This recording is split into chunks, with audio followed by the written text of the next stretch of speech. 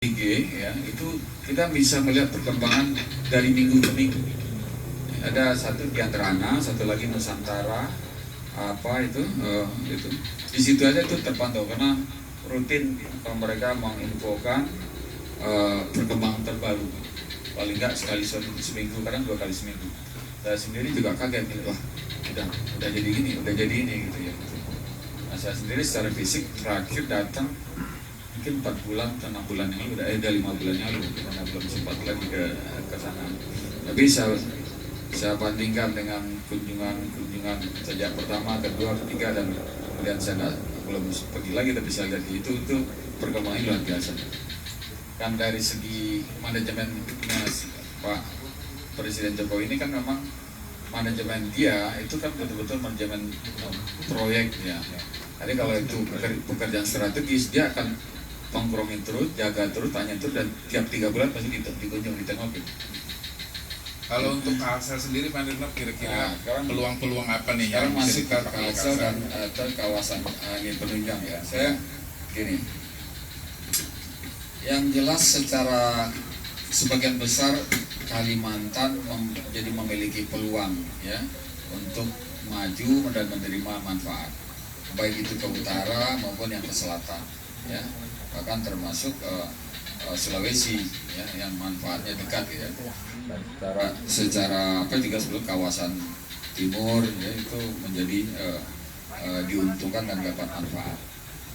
Yang khususnya Kalimantan Selatan ya, termasuk juga misalnya Kaltim bagian utara dan Kaltara ya, itu jelas ini kan peluang ya. Kenapa kawasan-kawasan industri yang sudah disiapkan sejak lama ya, termasuk Batu Licin, Plehari, kemudian di Kaltim itu Karyangau, kemudian Bontang ya, nggak bergerak. Kenapa?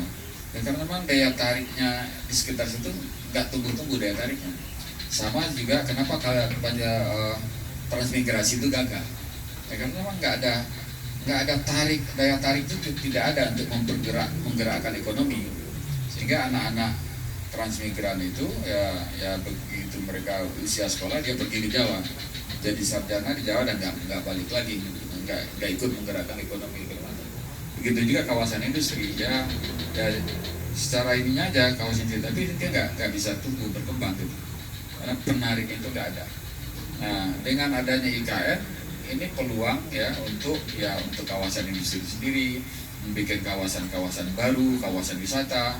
Ya, saya juga kasih tahu juga ke Kutai Kartanegara ya, soal potensi Tenggarong itu saya jelaskan.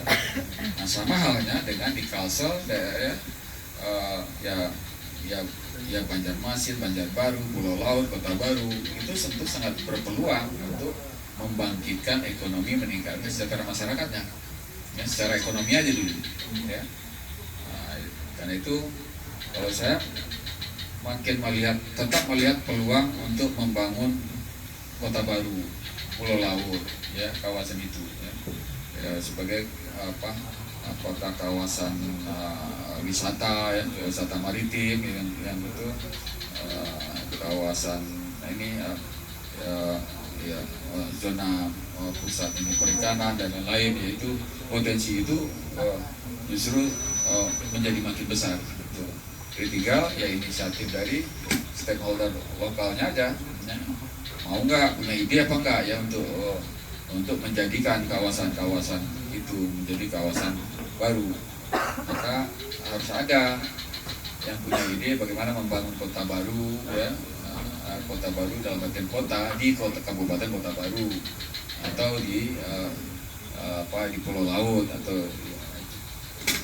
Licin ke IKN, kemudian nanti Batu Licin ke arah Banjarbaru dan seterusnya gitu. Itu saya yakin itu akan dilanjutkan dengan agenda, karena dari dulu pun kan sudah ada ide Trans Kalimantan.